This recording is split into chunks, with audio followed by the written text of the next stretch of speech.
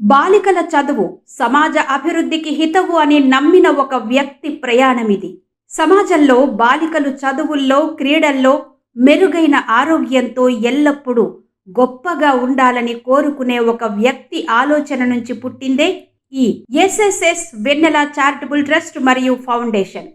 2015లో తనలాంటి సివిల్ ఇంజనీర్లు అందరూ ఒకే దగ్గర ఉండాలన్న ఆశయంతో ఎస్ఎస్ఎస్ హోమ్స్కేప్స్ అనే ఒక నిర్మాణ సంస్థను స్థాపించి 2024లో ఒక ప్రైవేట్ లిమిటెడ్గా మార్చి నేడు ఎంతో మందికి ప్రత్యక్షంగా పరోక్షంగా ఉపాధిని కల్పిస్తూ ముందుకు సాగుతున్న వ్యక్తి ఎస్ఎస్ఎస్ హోమ్స్కేప్ ఎండి సదాశివుని రవితేజ.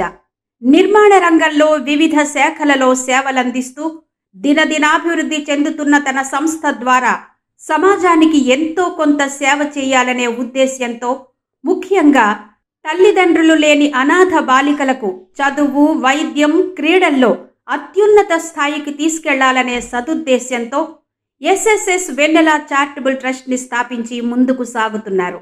ఈ సంస్థ సేవా కార్యక్రమంలో భాగంగా మొదటి ప్రయత్నంగా వేసవిలో పిల్లలకు వివిధ రకాల కార్యక్రమాలను ఏర్పాటు చేసి వారిలో ఉండే ప్రతిభను వెలికి తీసే ప్రయత్నం చేశారు.